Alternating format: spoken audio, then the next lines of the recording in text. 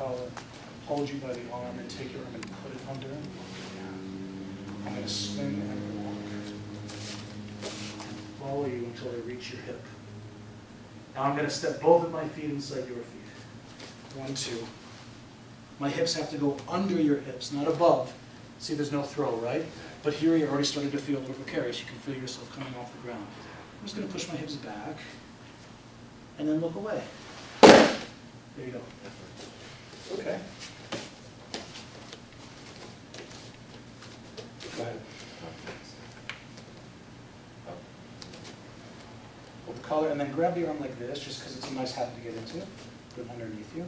Swim your right hand and follow it all the way to the hip. Okay?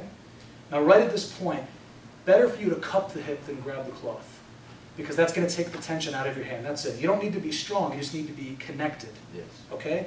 So relax the body first, and then open yourself up and step inside my feet. 1, 2. That's it. Now your left foot's a little outside, right? Try and get it inside. There you go. Take your hips lower than mine. And now one little trick is move your hips this way a little bit. There you go. Now look. Very slowly bend. Right? Great.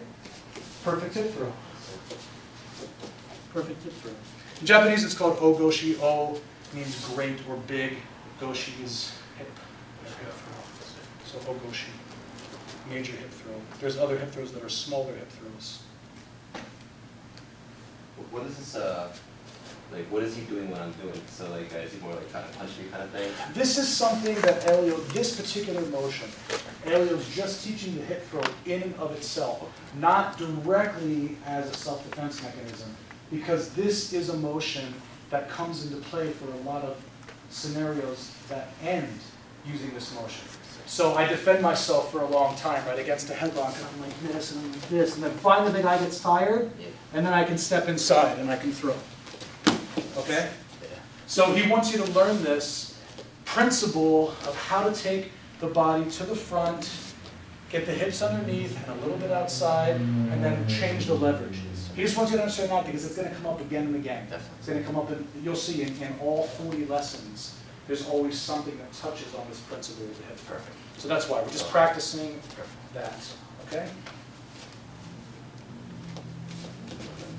Swim and follow the hand, nice and smooth, nice and relaxed, right? At this point, it's always good to pause and take a deep breath and let all the tension out of your body, because it's not about strength, it's just about motion, right? It's just about the angle. Both feet inside mine, right? Hips lower than mine, and then start to move. Okay. So what happened there? I'll tell you. What happened was, he felt a little off balance, so you tried to compensate with strength, and he tried to turn me like this, right? But actually, this is interesting. The hip throw can happen with no hands, as long as you get the angles, right? I hold, and I tuck. And once I walk here, you see how soft I am, right? Look, I don't need anything. Okay, you all right? Oh, yeah. That was a tough throw. That was a perfect line. All right, so you see this, right? Yeah. It's just about this. It's about the hold and the motion to the side. And right here is where I have to relax. Now when I step, I have to get in between his 2 feet. If his feet are here and here, my feet need to be like this. 1, 2. That's it. And my knees are soft, right? The biggest mistake people make right here is they finish the throw by thinking they have to do this with their body now and lift the guy and pitch him over their back. That's not what's happening. What's happening is this. That's all. I'm digging the hips underneath and pushing them back. And because I have the arm, right? Remember I had this arm?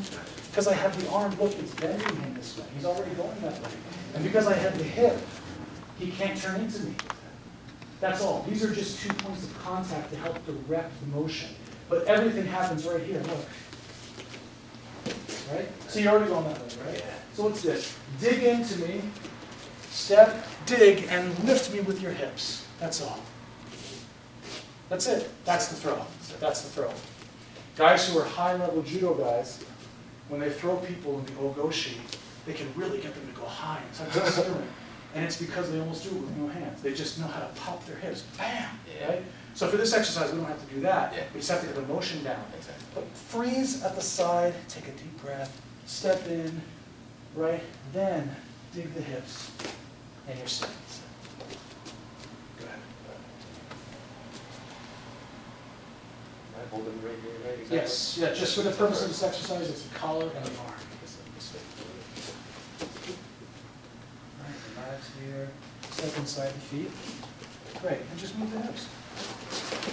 Great, man, see? So 200 pounds you were able to take over very easily, right?